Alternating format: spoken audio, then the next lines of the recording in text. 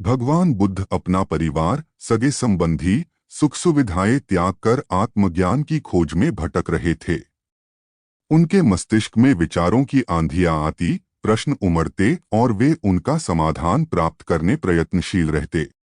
वे आत्मज्ञान की प्राप्ति के लिए कई स्थानों का भ्रमण कर रहे थे, कठोर जीवन शैली का पालन कर रहे थे, कई कष्ट सहते हुए कठोर तप कर रहे थे, किंतु फिर भी आत्मज्ञान से वंचित थे।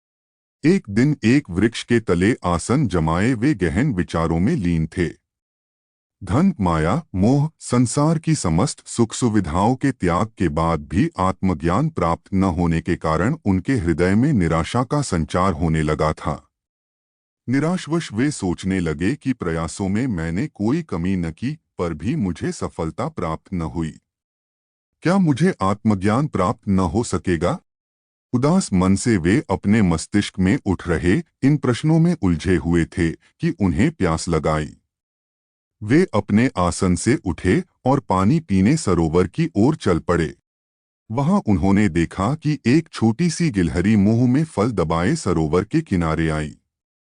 अचानक उसके मुंह से फल छिटककर सरोवर में गिर गया। फल सरोवर की गहराई में समाने लगा। गिलहरी तुरंत सरोवर में कूद पड़ी और उसके जल से अपने शरीर को भिगोकर बाहर आ गई। बाहर आकर उसने अपने शरीर से पानी झड़ाया और फिर सरोवर में कूद गई। ये क्रम उसने जारी रखा। वो सरोवर में कूदती और खुद को भिगोकर बाहर आ जाती। उसके बाद शरीर से पानी झाड़कर फिर सरोवर में कूद जाती। बुद्ध बड़े ध्यान से उसकी गतिविधियों को देख रहे थे और इससे अनभिज्ञ गिलहरी अपने कार्य में जुटी हुई थी।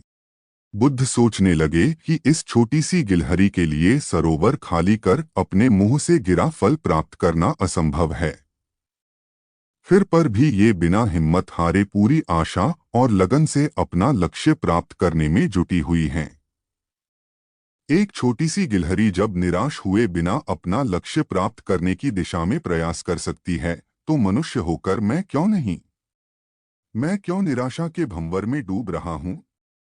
नहीं, मुझे निराशा त्याग कर पुनः आत्मज्ञान प्राप्ति की दिशा में प्रयासरत हो जाना चाहिए।